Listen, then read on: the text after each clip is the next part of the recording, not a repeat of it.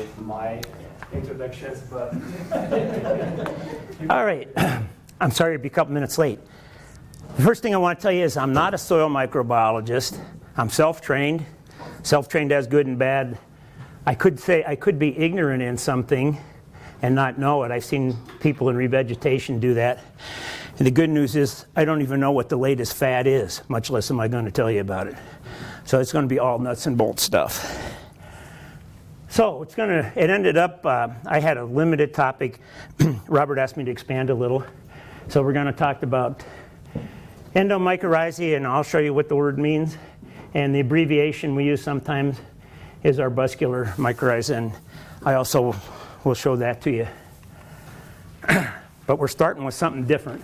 That is a, tell me somebody. That is a reindeer lichen. Okay, that one's a reindeer lichen. The first one was some kind of foliose lichen, right? This is from our lodgepole forest, and it's a pin lichen. And that's not what we want. This is fast, isn't it? All right, and the kind that you might know personally better, that's from southwest Montana here, is a Parmelia lichen. So a lichen is an association of a fungus and a algae or a cyanobacteria, okay? It's an association. Without the association, it's not a lichen. In the lab, you could culture the fungus and culture the algae, and it would look nothing like this. And it couldn't attach to a rock, and it couldn't endure desiccation, and all kinds of, the northern ones, all kinds of difficult growing conditions. Just to introduce the idea to you, so when we talk about mycorrhiza, it's equally an association. It's nothing without the association, okay? The fungus isn't going to do anything. The plant roots are just going to do their thing that they always did. So this is, and I should tell you that around the time of the Civil War, a German botanist identified that this, they would call that, any one of those bodies, the thallus, it's a body. And he introduced the idea that A, it wasn't a plant, but a colony of hundreds or thousands. And B, that it wasn't a single organism, but like I told you, this association. And of course he was derided. Well, that always happens. And of course sometimes new ideas are wrong ideas too. But so it's not always so obvious what's going on with these. Let's see, quickly, my bona fides. Silverbow Creek, to this very day, down by Opportunity, in some private land that we weren't able to remediate. And that's just across the fence. That's revegetation on Silverbow Creek. There's our beautiful creek down there. And that's some of my Silverbow revegetation. Robert's been there with me. And some wetland. That's up at Stuckey Ridge, devastated by smelter fumes. Maybe some of the kids here, Robert, went to the field trip last year. Remember we talked about how much copper levels and so on. Mean copper level, 1,500 parts per million. And there it is now. So, we assume I know something about revegetation anyway. All right, let's talk about goals for a second. I put some up here. You can consider them. Maybe anybody wants to pipe up, tell me there's a different goal that for their project or something. That would be fine. So we always have some kind of goal in mind. But there's usually one overarching thing that we want to accomplish. And we want it to endure, right? We want it to persist. And that gets us into what we're going to talk about today, nutrient cycling. Because without nutrient cycling, of course I could artificially get things started by fertilizing or whatever. But eventually those nutrients are going to become immobilized. Immobilized, that means they're not available to the plant. They'd be available to us. Hamburgers available to us, right? Not so much for a plant. Plant has to have something, take that down into the constituents to make the minerals available. And this is the province of the soil bacteria, the soil microbes. So at least it's nice if you can say this. Bacteria, fungi, actinomycetes, and the microfauna like protozoa.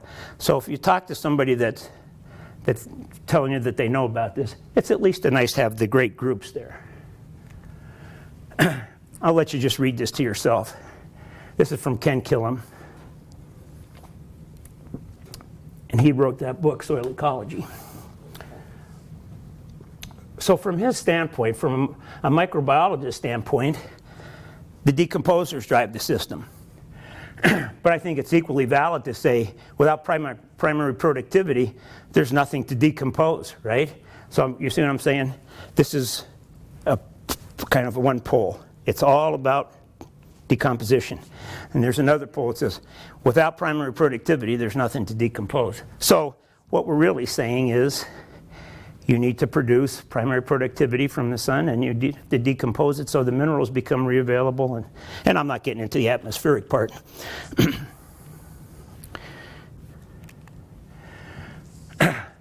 Where do you think it's going to happen? Well, it's going to happen wherever the fresh materials are released. It's not going to happen in the bulk soil. This is the rhizosphere or the mycorrhizosphere. So, this is another one. I'm going to show it twice. Try to get this in your head. You have root and fungal exudates, okay? That means they're coming out. For example, if a root was growing at the root cap, the part that's big, tough cells to push through the soil, it exudes slick substances to aid it to go through.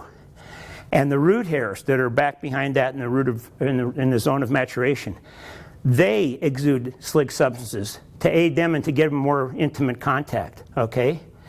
So if you never heard those words, these exudates, that's very important. That's where the plant is putting most of the organic matter back into the soil. And they're sloughing root cells. Of course, you can understand that. We slough skin cells. Dead microbes, never want to forget that. They die too. Little bacterium down there doing them thing. Fungal hyphae comes into it, sucks the juice out of them. So they're dead and they're there too. And also there's root turnover. My number for that is from the 70s. It's something like a quarter a year. Okay, so we have turnover. So this is where the organic matter is coming from. And it's all coming from very near the roots. And this is kind of an artist rendition of it. So in reality, you know, a lot of those roots are going to be very tiny. And the artist is trying to show you, but there's a zone, a larger zone, a cylinder, so it ends up becoming a pretty large volume. The rhizosphere, the hyphosphere, put it together, it's a mycorrhizosphere. I had a hard time getting ready for this class because you kind of have to know all about fungi and stuff before you can start. But if I started there, it'd be like forever before we got to the subject, so I'm going back and forth a little bit. So here's the interesting thing. So rhizosphere, this is a book that I like. This is a book that I use so often, sometimes I don't get it back in the bookcase. I just have it laying around. Good soils book, right? Doesn't even mention that word. That's one way to look at soils. Ken Killam's book, he has 29 listings for it, and it doesn't talk about it until page 4. Somebody thinks this is super important, right? Some people maybe don't appreciate it at all, and that's kind of why I wanted to give this talk today. So here's kind of a definition. It's a zone that's influenced by the continual release of organically bound nutrients. And there they are again. Exudates, slow cells, dead microbes, root turnover.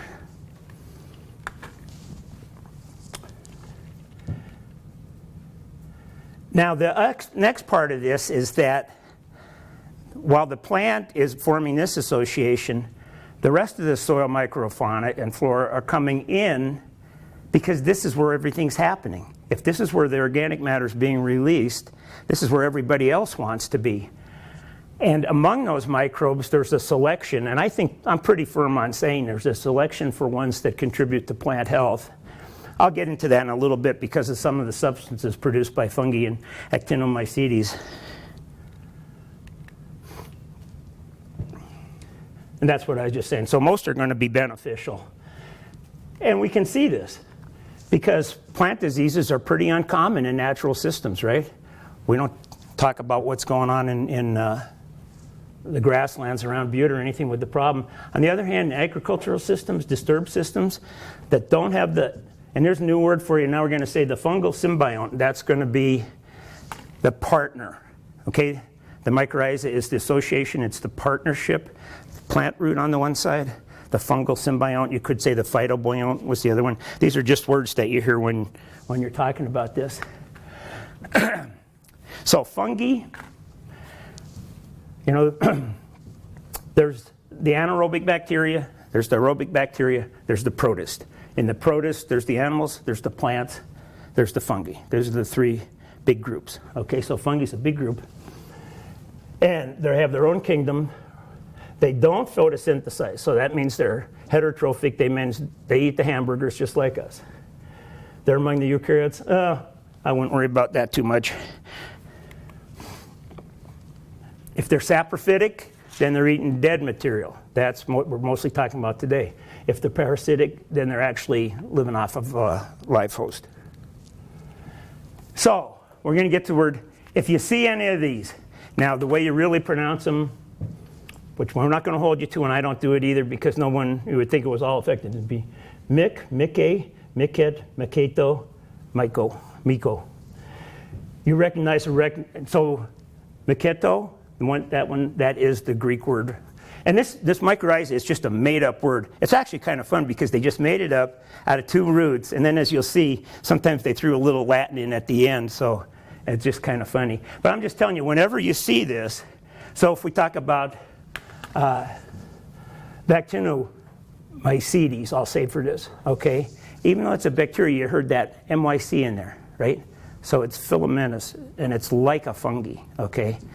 Not Azotobacter, I think it's something else.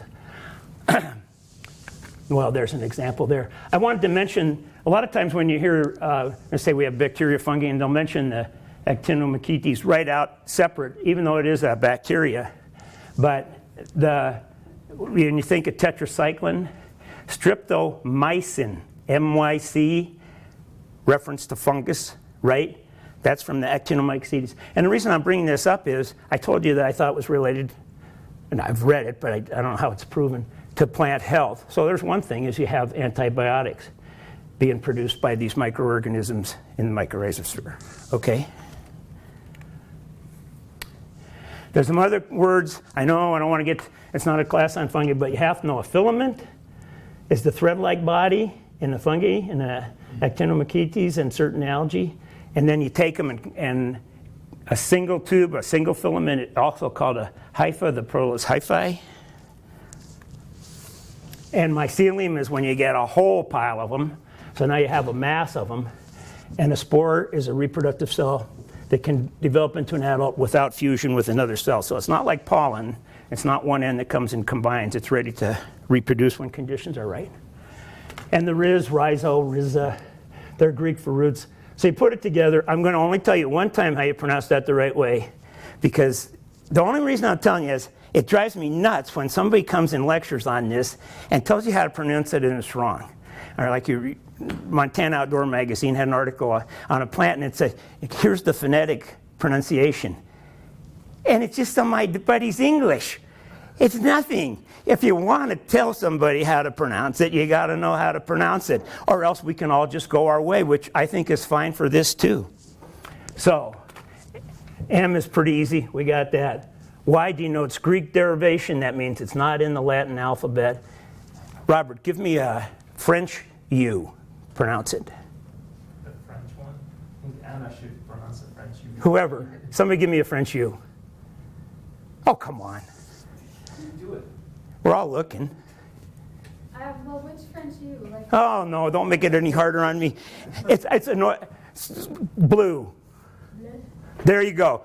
Most of us can't do that very good. I can't do that very good. I think of it as a female sheep. How's that? Is that close? Close enough? Mycorrhiza. Okay, the C always has to be hard. The I, if pronounced hard, would be an E, so it would be mycorrhiza, or else it would be mycorrhiza. I would say mycorrhiza. And then you throw on the Latin diphthong. That's where you mix the Greek and the Latin.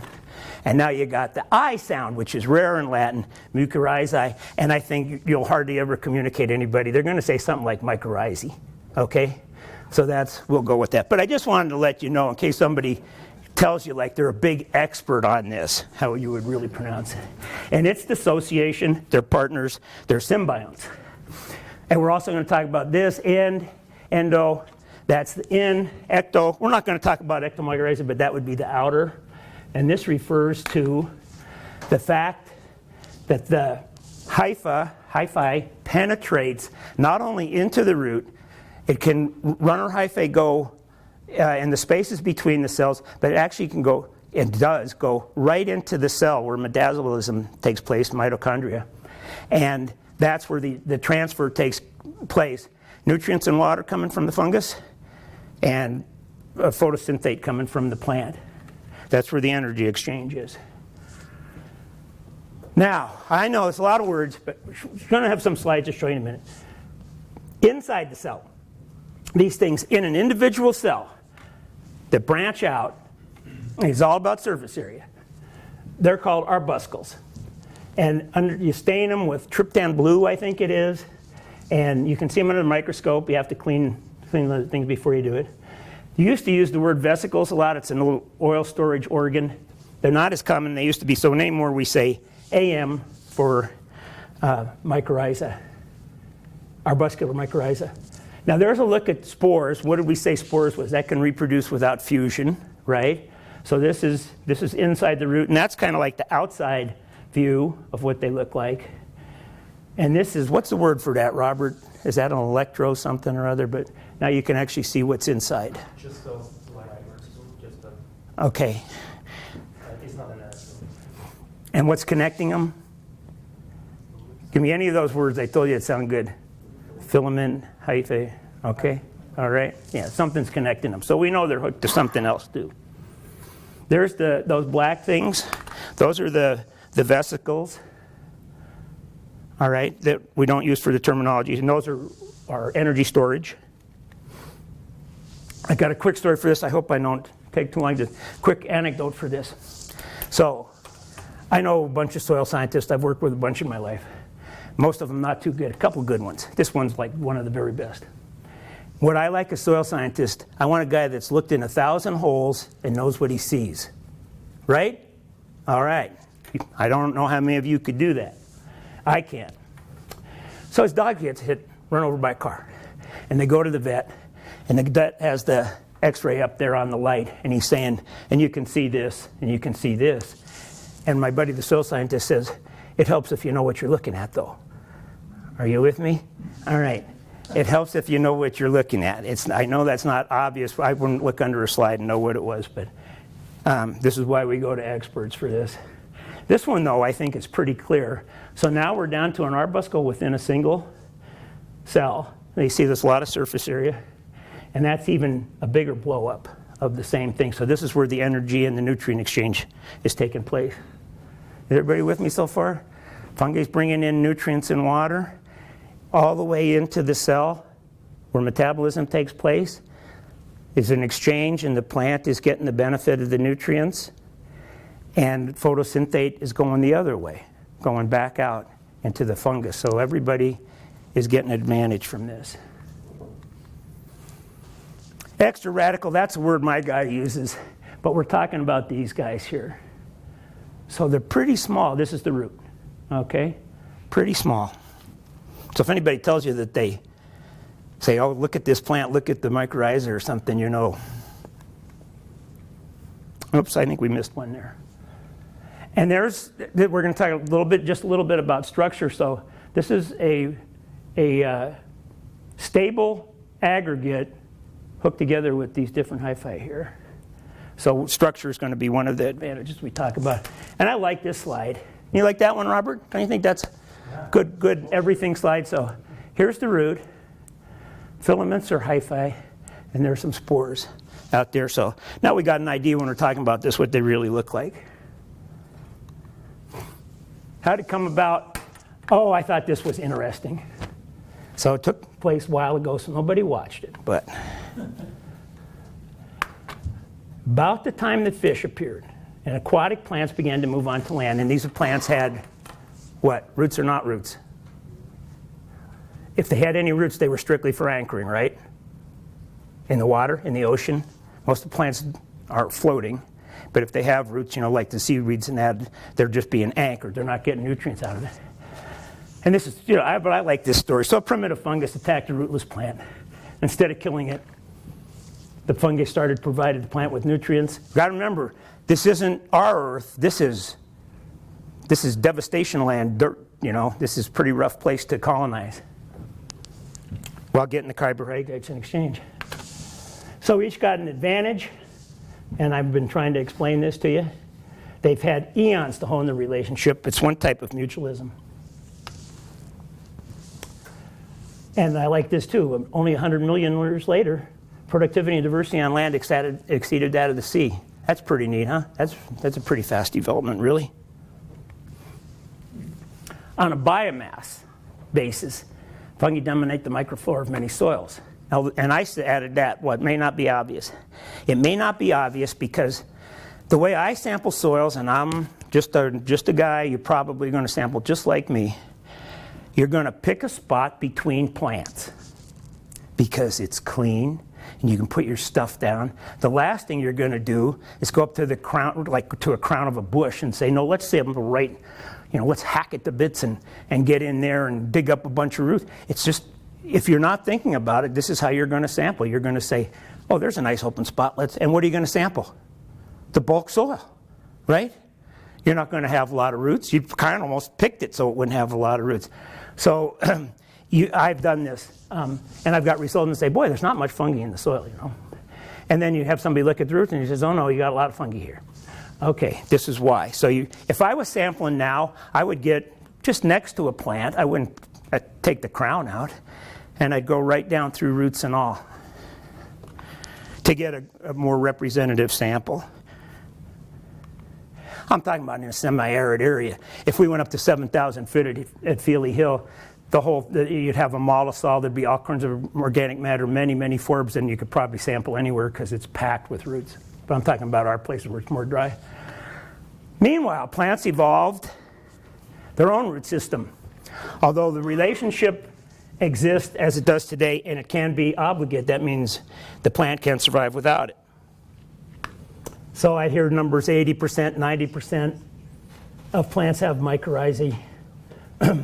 And it forms a continuum, so there's going to be some that don't need it at all, and some that absolutely need it. There was a pine, I don't know if it was Scotch pine, I read about, was introduced to a different continent, and not one plant lived until they brought in this case, ectomycorrhizae that was associated with it. And there are some. Just to show me that you're all thinking about it, I want somebody yell out, just one plant for everyone, the mustard family. Give me a mustard. Huh? Good one, very common. Second wave, biennial, second wave weed. Pigweed family. I'll give you one for that. Powell's red stem pigroot, okay? Goosefoot family. Oh, come on, this is a common weed around here, baby. It's a trouble weed, annual. Kochia. Kochia'd be one. It could be four-wing, saltbush, there's a bunch of them. But the sedge family, go ahead, somebody shoot me a sedge. Nebraska sedge, whatever, right? And the caltrop family. So you guys know what caltrops are? I read about these when I was a little boy. It was a story from World War II. And I thought it was the coolest thing in the world. So a caltrop has 4 points, and any way you throw them, made of metal, they land on 3, and the 4th sticks up, kind of like barbed wire barbs. Well, I thought this was neat. I wish I had them, and you throw them out behind you, and guys get flat tires and all this, which is what they were for. And I didn't know there was a caltrop family, all right? So my wife was living in Miles City. Go to Miles City, and you get flat tires on your bicycle, continuous. Puncture vine would be our example for the caltrop family. Do you know that one, Robert? Yes, and I know what it's tribulus. It's called tribulus, terrestris tribulus. Yeah? The one that is actually you're talking about. It's at train stations, and if you just bring your bicycle, it just gives that. Yeah. Yeah. All right. You always got to get a little botany in the talk, no matter how hard you have to try.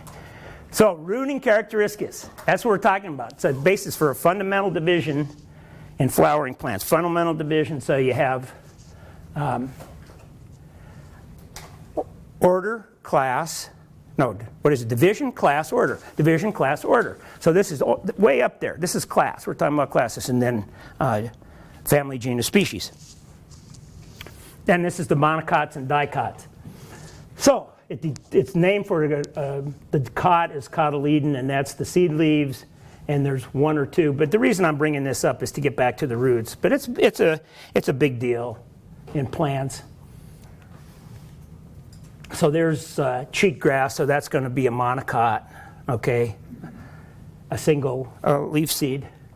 And this is already formed. This is some cymbrium, and it's already forming real leaves, though they're not the little baby leaves. But that's a dicot. So the monocotyledon, it has one seed leaf. It has, and this is what I'm getting at. It has fibrous roots, okay. And the radical is the baby root that first comes out of the seed. Is replaced by adventitious roots, and some other characteristics that it would be, once you get the hang of it, you would see them, you would know right away. Parallel venation and floral parts in threes or multiples. Now, so that's a monocot. I want just a couple observations from you. What do you think when you see that picture about the roots? Just anybody can say anything. Just what do you think? Dense mat. It's what? Dense mat. Well, we're in the central part, but how about they're all broke or cut, right? They're all coarse roots. This root mass couldn't possibly support a grass this big. This is basin wall dry, right? So, and this is one I did for sampling, right? And those are cut off. You can look at them. That's not whole roots. There's a huge volume that I didn't get. And this was a hard way for me to sample. It's a lot of work, and I didn't get the roots I wanted, which are the feeder roots. I think I'll tell you in a minute what the feeder roots are. So I just wanted you to, when you look at that, you just say, okay, it's part of a root system, but it's not the most active part, okay? For the monocots, we'd say no root takes precedence over the other. This is a 2-year-old thick spike, so this is a younger root system, and we could say it's pretty fine. No one could tell me what was the main root there, right? How about this one? This is even finer. I was going to trick you, but I already did. I was going to tell you can see the root hairs on this, but we already know that would be totally wrong to say that, right? That is a pretty fine root system.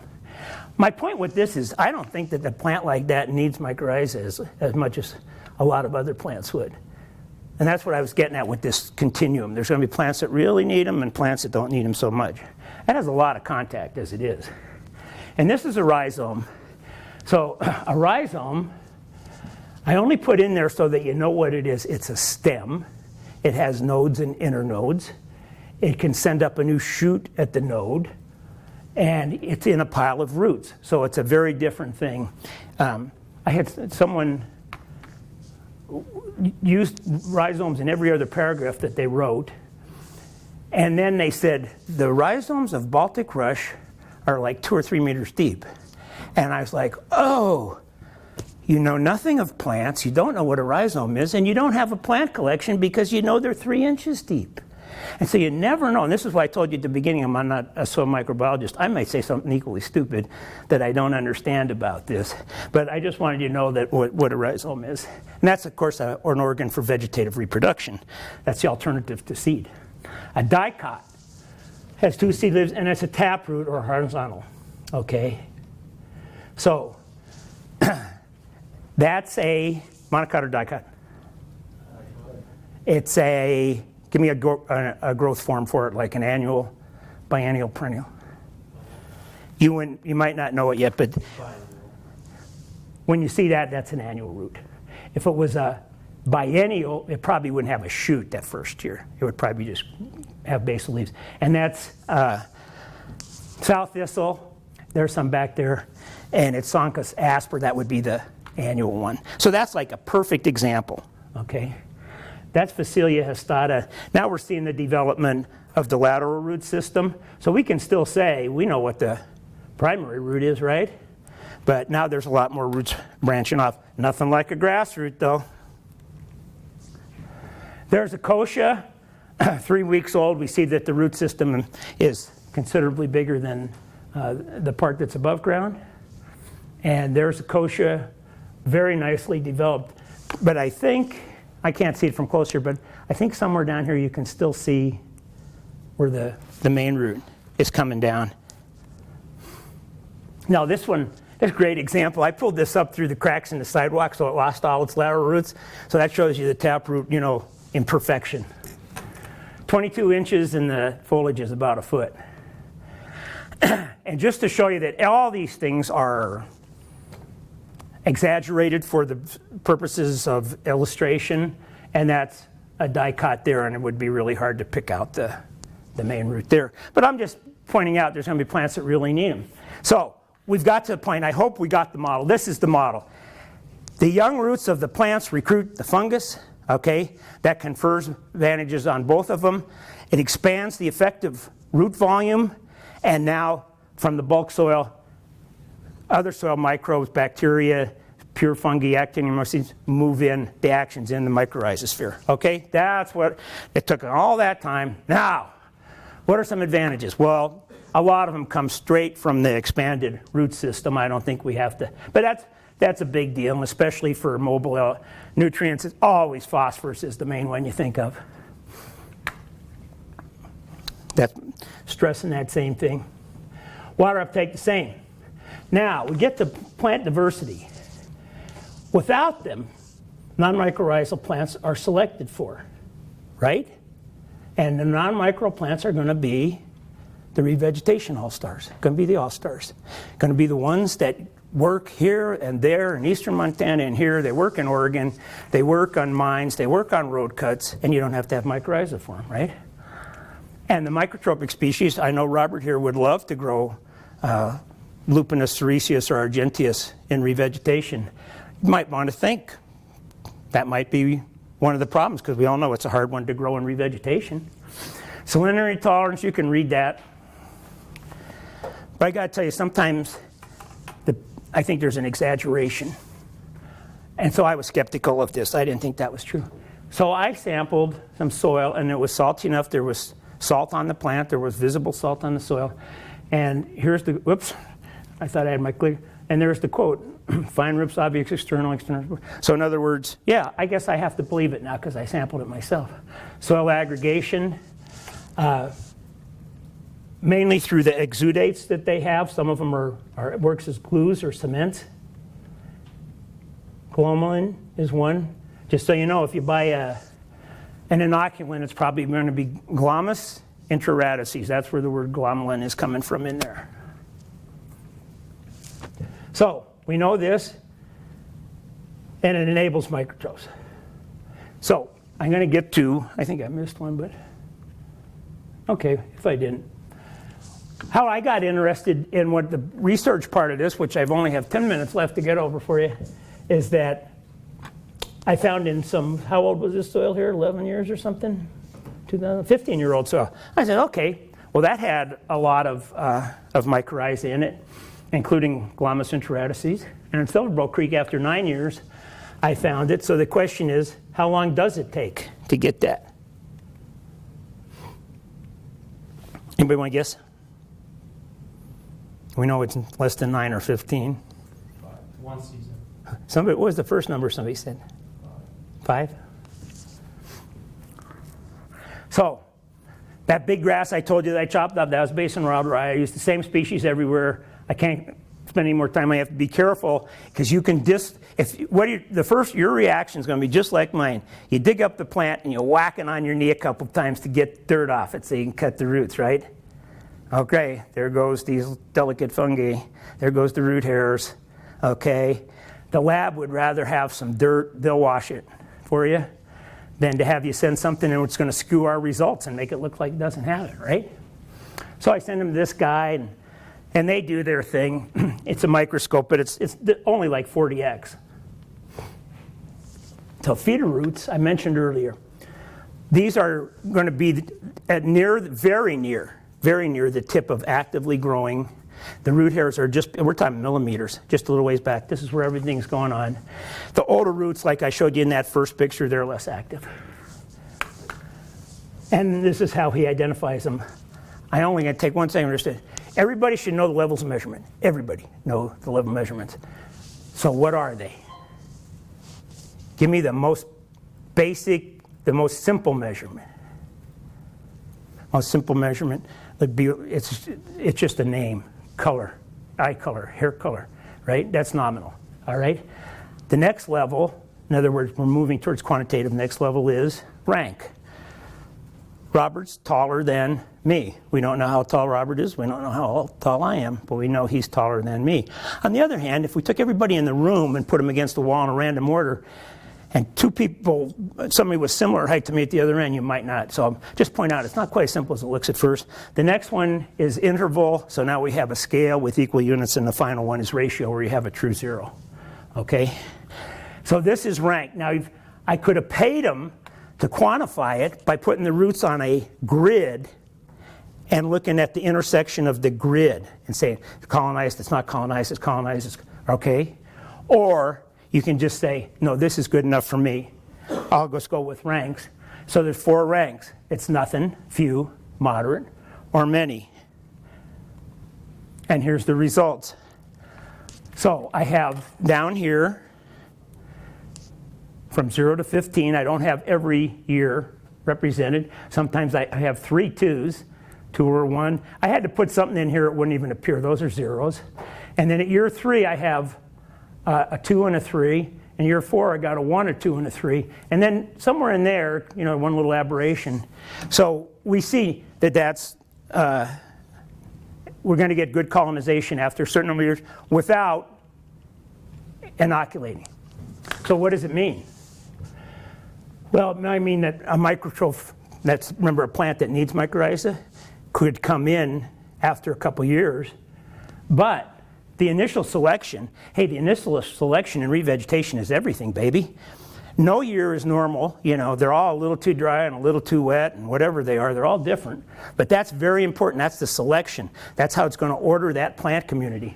And if the plant community is ordered for not having mycorrhiza, it doesn't really help much in year 5, except to the extent that you're having new plants come in, okay? Which brings us to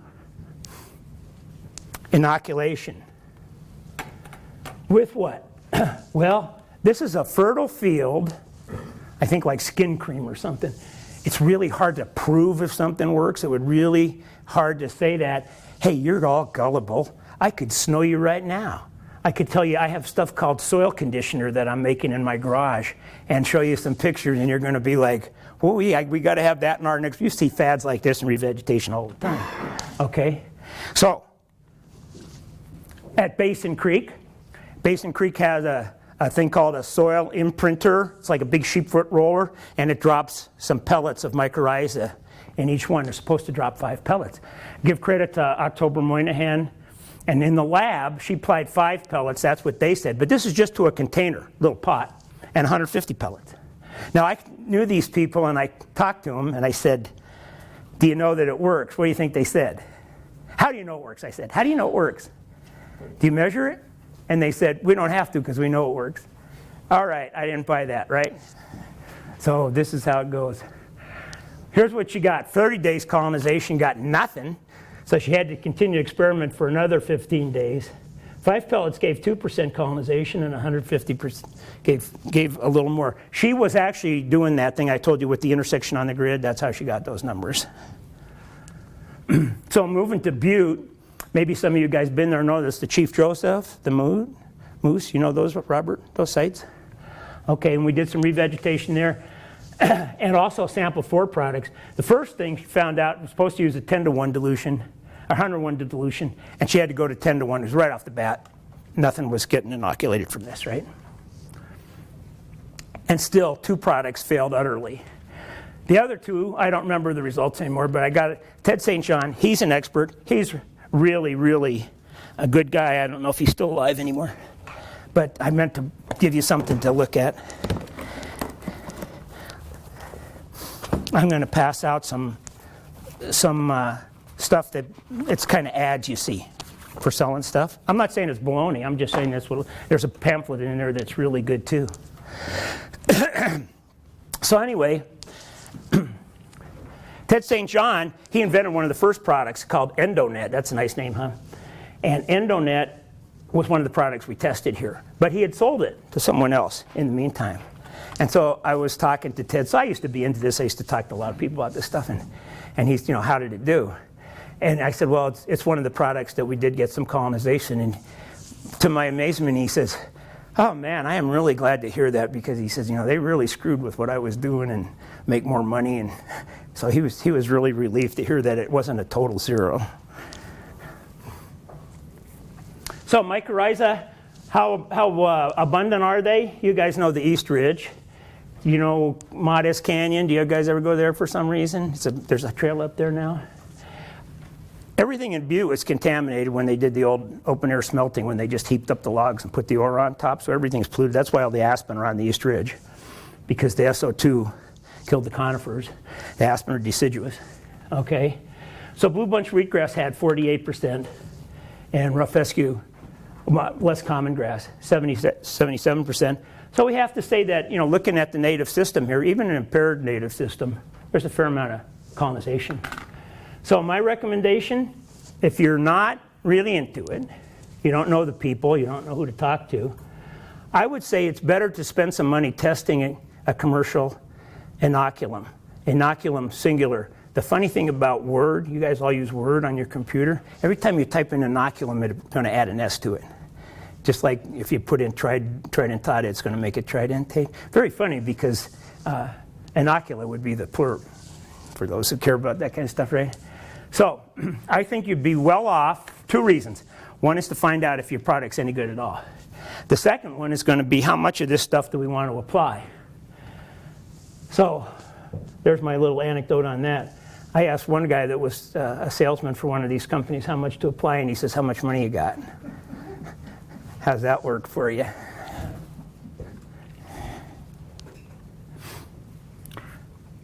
Back at the experiment. All right. I sampled 6, this is a small sample, in situ soils. So in situ soils can be clean, they can be partly contaminated, or they could have been contaminated and limed. And because of that, I found no relationship with age at all. So that was only working for cover soil. Cover soil is borrow from a hole in the ground. It's clean, it's biologically inert. When we go to get borrow, the first thing we do is scrape off the top 6 inches to a foot, because it's going to be full of knapweed seed, right? And we don't use that. So that's going to scrape out a lot of the mycorrhiza too. But there's still some. And we'll say we're going down 3 meters.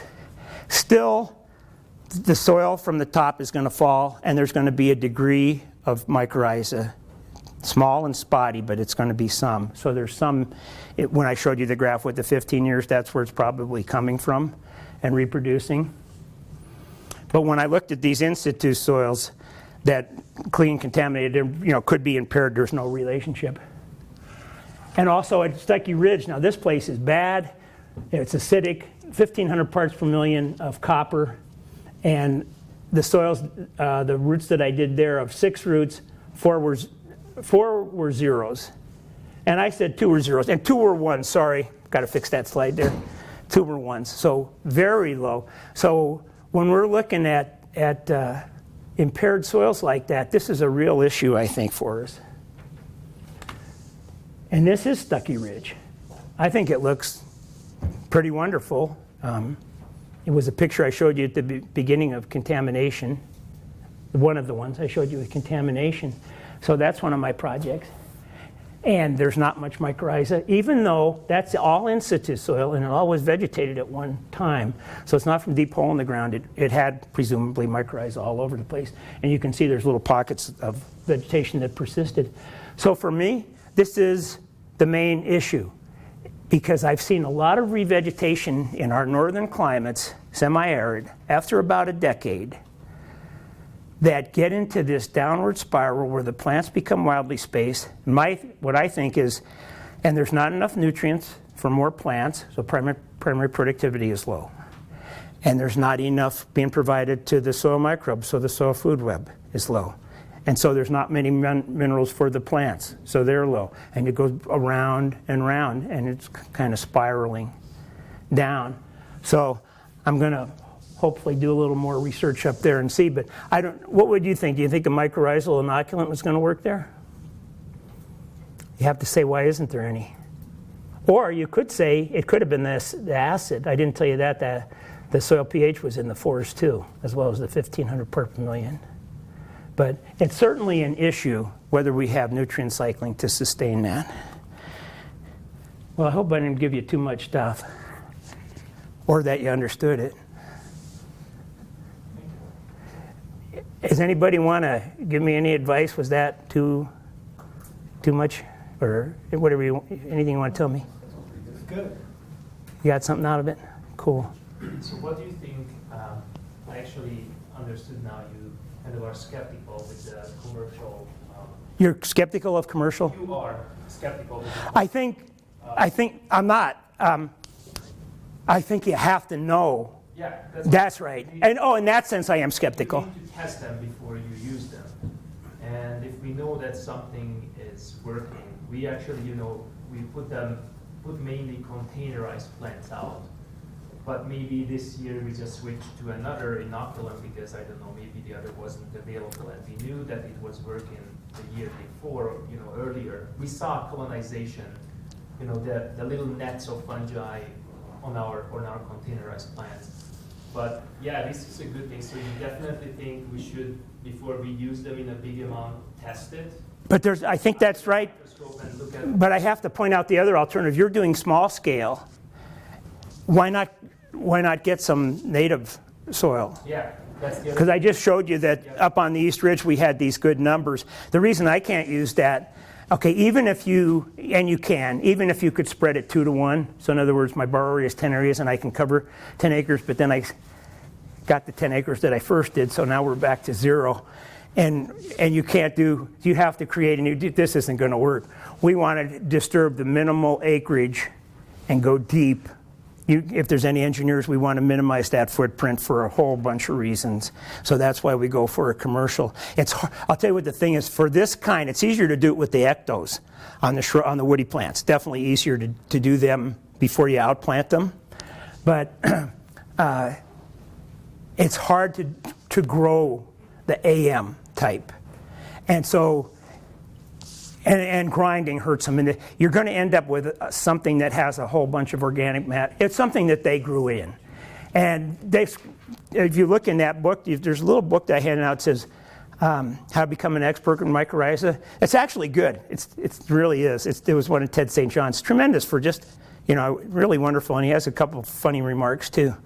And he has his numbers in there.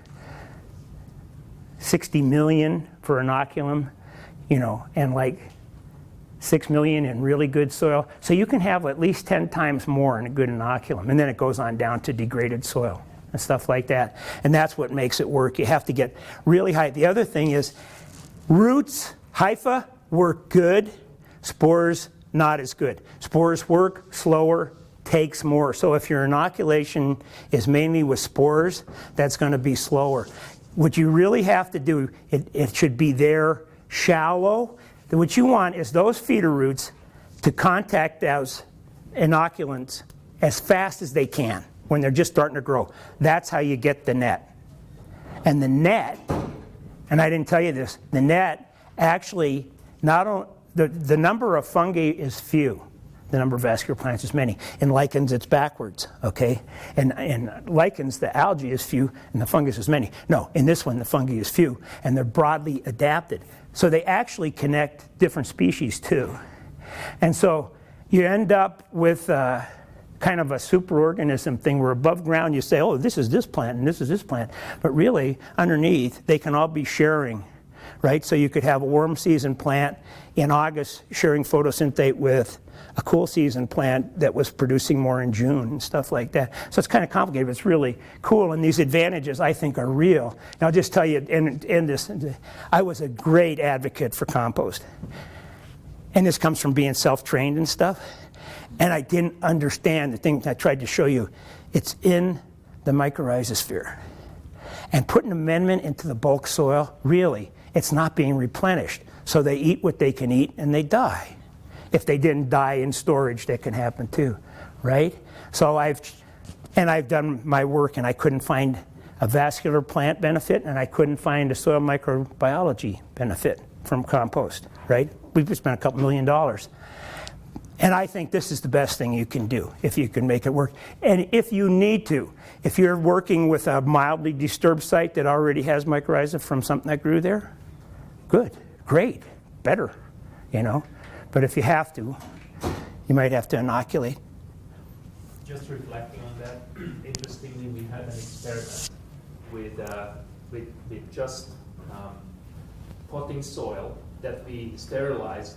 We planted in a native plant, you know, it was thousands of pots, and like 80% of them in a couple of months were having arborescular mycorrhiza in the roots. So it must have been in the greenhouse, just the spores kind of getting to that, because there was no way actually those could survive.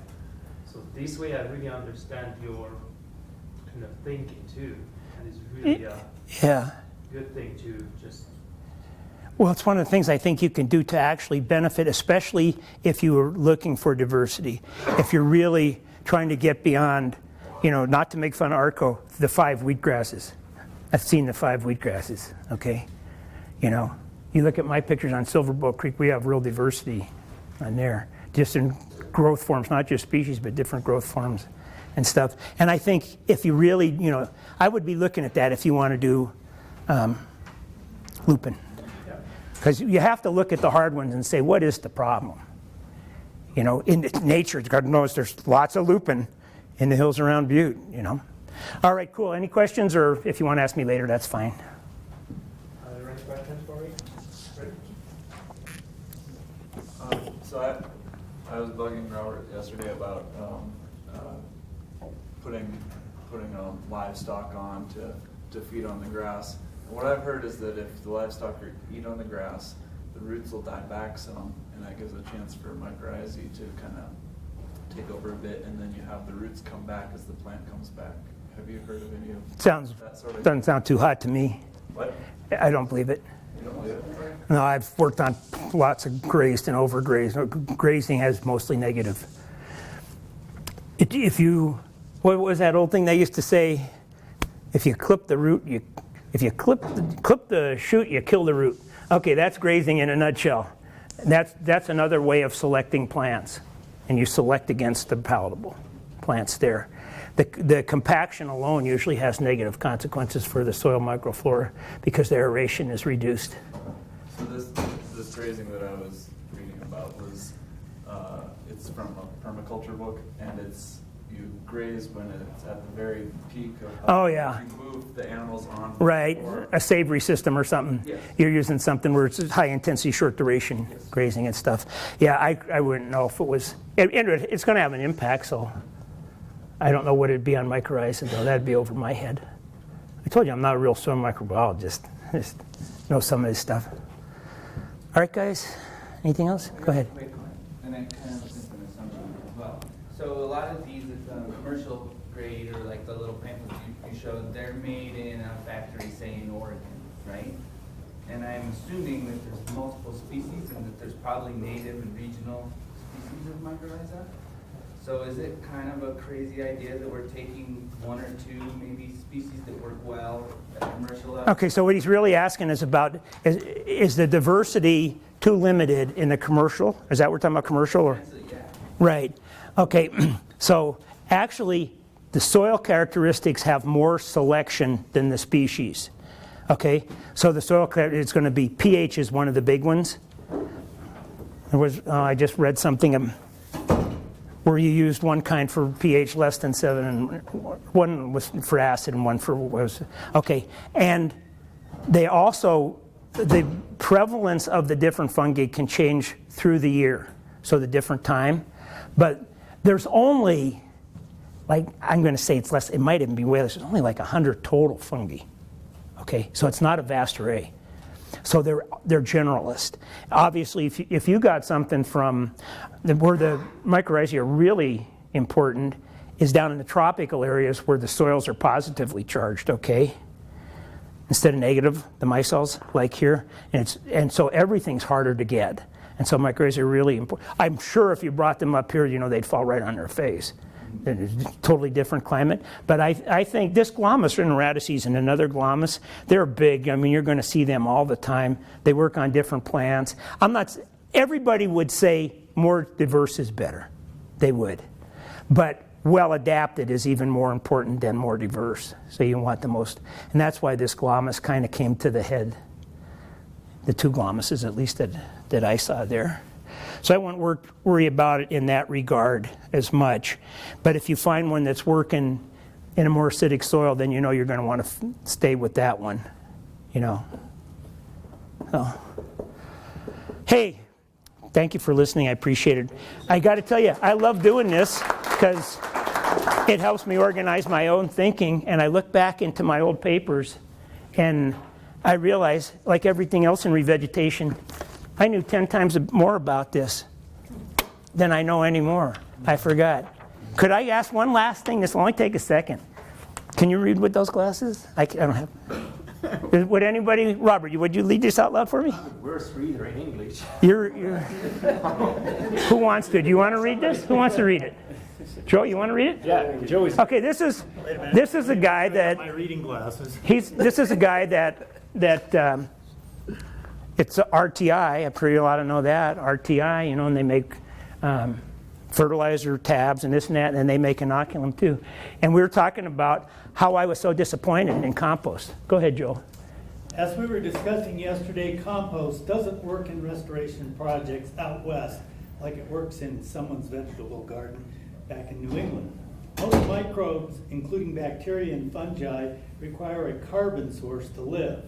Compost is carbon rich, and given the right amount, the right ambient temperature and moisture, it will become populated by species of microbes that can effectively and quickly break down the material, depending on composition and some other factors. Soft tissue grasses rich in nitrogen break down much quicker than tree bark. This is a classic example of the nutrient cycling illustration you can find in textbooks on soils. Right. Western soil habitat with low precip, This is the important part here. low levels of organic matter and higher soil pH do not favor the same populations of microbes that you would find in a Pennsylvania mixed forest. The organisms still need a carbon source, and that mostly comes from living vegetation.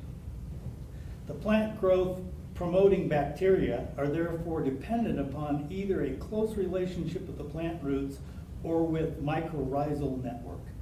These bacteria typically exist within the region around the roots covered by polysaccharides known as mucilage.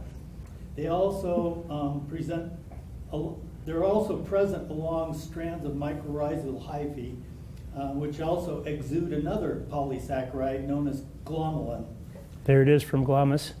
Therefore, the microbial population in western soils is much more dependent upon a mycorrhizal association and consists of a much different range of bacteria than in organic rich environments.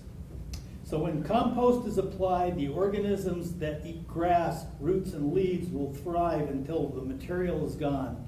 And then they're gone. They're gone.